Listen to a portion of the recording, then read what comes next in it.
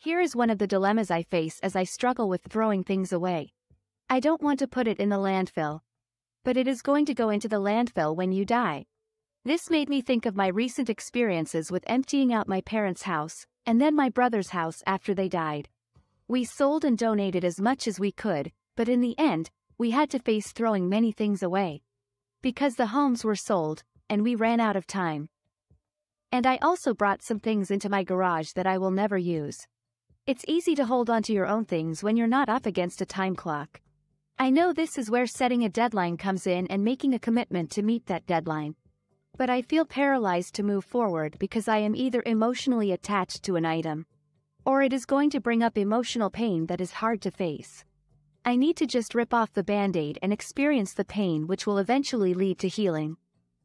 All right, that broke my heart when I got that, because many people are in this situation where they don't know what comes next, okay? And so instead of letting the house get over-cluttered, and I love the fact that some stuff went in the garage and it was organized and whatever, but with the admission that I know I'll probably never use this again, okay?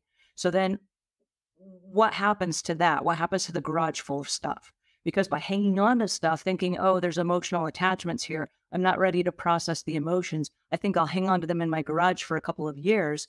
What that does is it clogs up the whole garage. And we're using the garage now as a storage unit, which means you don't get to pull your cars in. If you live in an area where there's a heavy winter time, that means every single day when you get up, you have to go outside and scrape the snow off the windows of your car, right? You got to turn the car on in advance, heat up the car, thaw the car out before you can go to work. So little tiny things like having unmanageable stuff actually creates extra chaos in our lives that leads to extra clutter.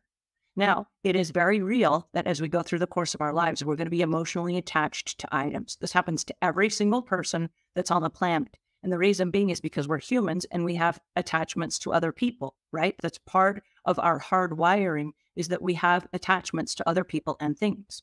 So what can we do today? And this is, I'm asking everybody as a participant, can you help us with this today? Okay, here's a strategy and a solution the professional house cleaners and professional organizers are utilizing right now. And I want to share it with you today so that you can start doing it as well. This is a series of rolls of painter's tape.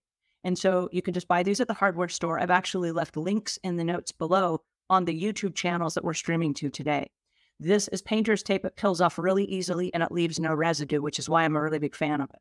And I have this in multiple colors. So with a Sharpie pen, what I can do is I can write the name of a person on this tape. So let's say that I have two children and I've got a boy and a girl, okay? So for the boy, let's say his name is Rob.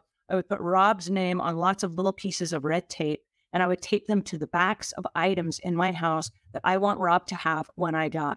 Now, I may not die for 50 years, but if that tape is on the back of that item, then at any point during the course of from now through the next 50 years, when Rob comes to visit, I can say, hey, look around the house and see if there's anything that you want that I have that I'm downsizing right now. If he picks up an item and it has a red tape on the back of it, he's free to take it today. Yay! One less thing in the house, right? Let's say that the daughter's name's Susan. Daughter Susan gets green tape. So everything that I want Susan to have gets marked with Susan's name on it with a Sharpie pen on the green tape, taped to the back of the item so that anytime Susan comes for the rest of her life, that she sees something with a green item on it, she is now free to take that with her today. Now, here's the catch.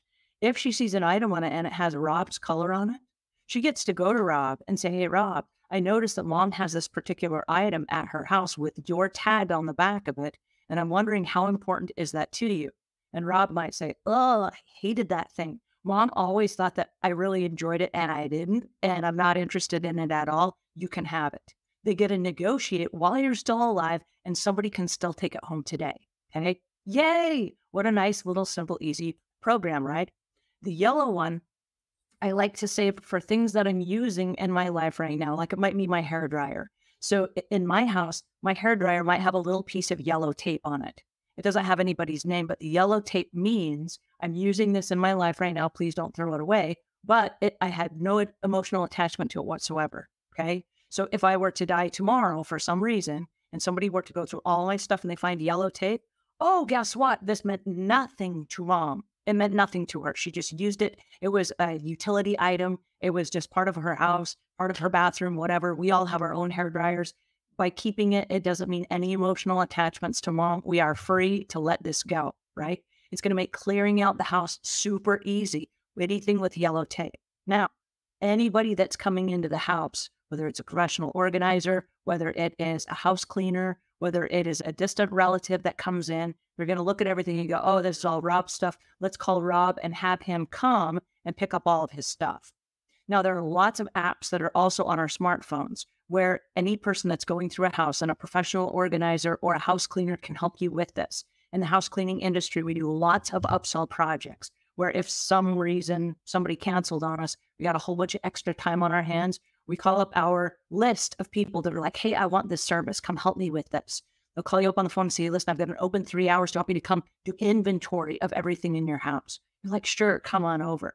With the apps, you just scan the apps. You can either use videos or you can take pictures, and then you can decide where this goes. So you can make a pocket and say, this goes to Rob. This goes to Susan. This goes inside the storage unit. This goes to house number 1. This goes to house number 2. This needs to be stored in the attic. This needs to be stored in the garage.